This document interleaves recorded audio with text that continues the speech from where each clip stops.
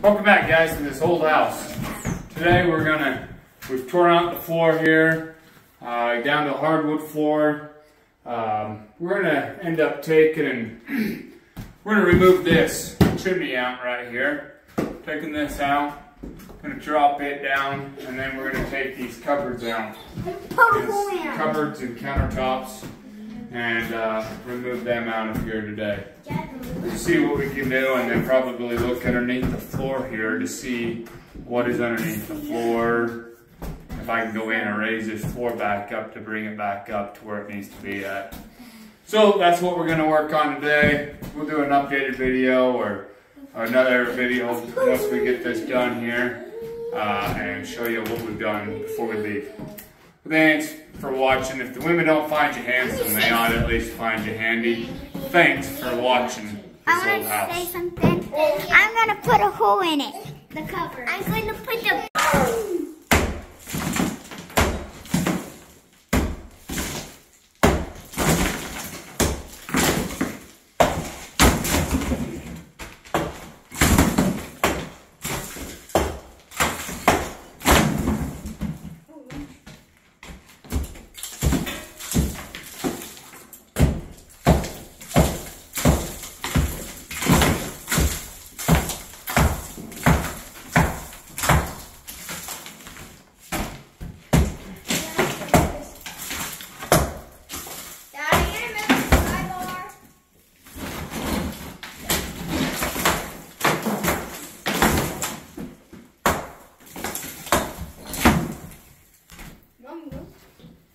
Come over here.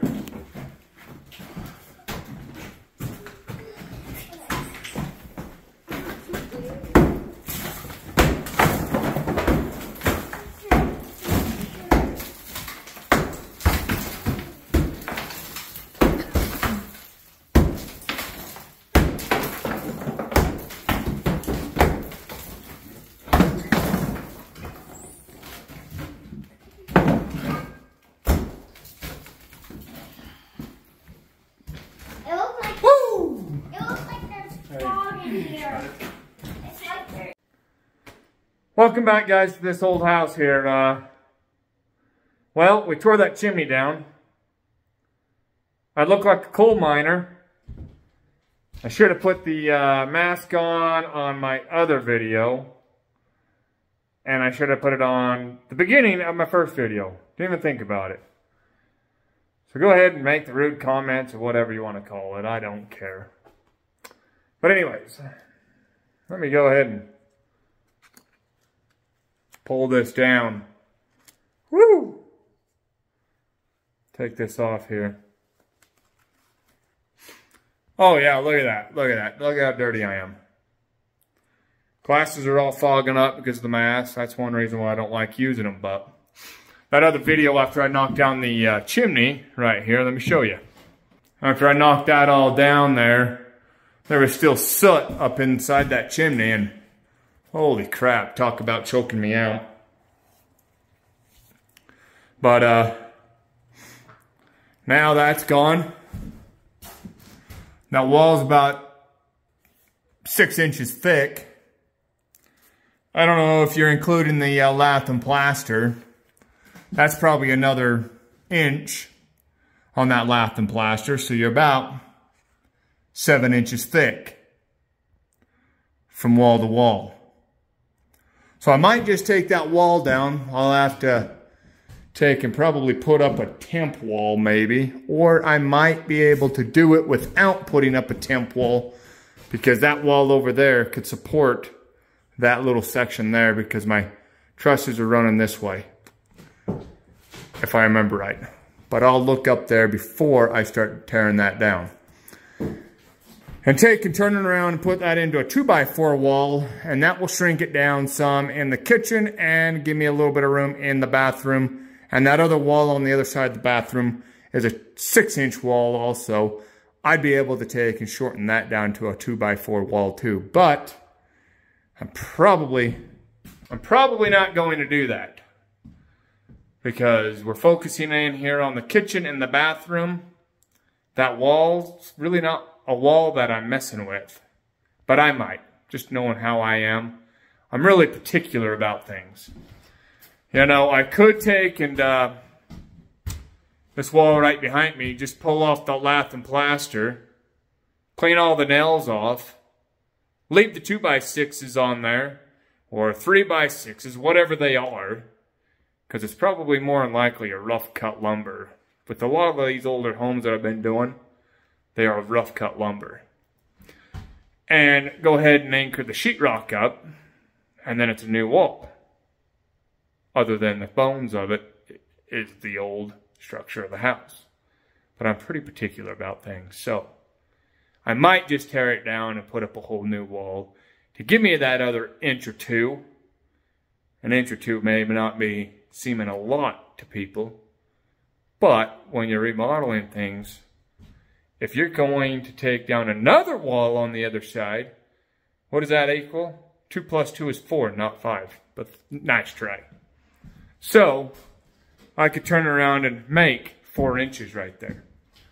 So, then also, I'll show you, when I redo that wall, see that doorway right there? This one coming into the kitchen? Not the ugly arch one, but the square one. I'll be tearing that all down right there too, and there won't be a door there anymore. It will basically just be walk right through. It would open up, and I'll take and redo that and get rid of that. But I did get the material all cleaned up from that. It took me a minute because I have nails still poking up on the floor. If I give you a side view, you might be able to see them. See those? So, I'm just going to take and nail them back down to the ground because they're not going to be a big deal to me because they're gumming out anyway. So, I'm going to pound those all down back into the floor instead of pulling them all. Probably will pull this hardwood floor up so I can go down underneath and see what I need to do on the footings here.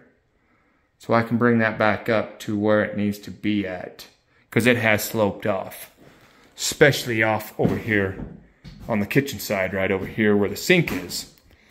So, because you can see the gap right here on this wall here. Let me show you a side view. See that big gap right there?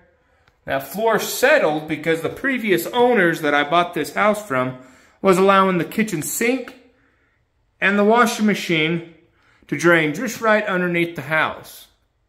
So it's dropped my foundation forms or floor joists or whatever you want to call them, they're logs, down. So now I have to go back underneath there and restructure that to bring it back up. So, but yes, I know I'm already going to get real coiled because I wasn't wearing a mask, but I don't care. I normally do wear a mask because of the dust and stuff, and I don't need to breathe that particle stuff in. When I got a good whiff of that soot, holy crap, I was gagging. I was choking. My kids were here, told them to leave because I don't need them breathing that. Told them just to go outside, but they've gone now. But anyways, I'm going to go ahead and call it a night. It's 9 o'clock Utah time, so we'll see what I do tomorrow. But it is going to be interesting to see what I end up doing to this place, because I'm going to just change a little bit of the floor plan on here. Maybe if I get that 4 inches in the bathroom, I might be able to move the tub a different position. Let me go ahead and show you in there. Let's go into the bathroom real quick. Might get a little noisy because I'm going to flip the lights back on and I'll have the fans coming on. So the bathtub's right here now. Okay. Let's just go ahead and shut them off. Trip the breaker.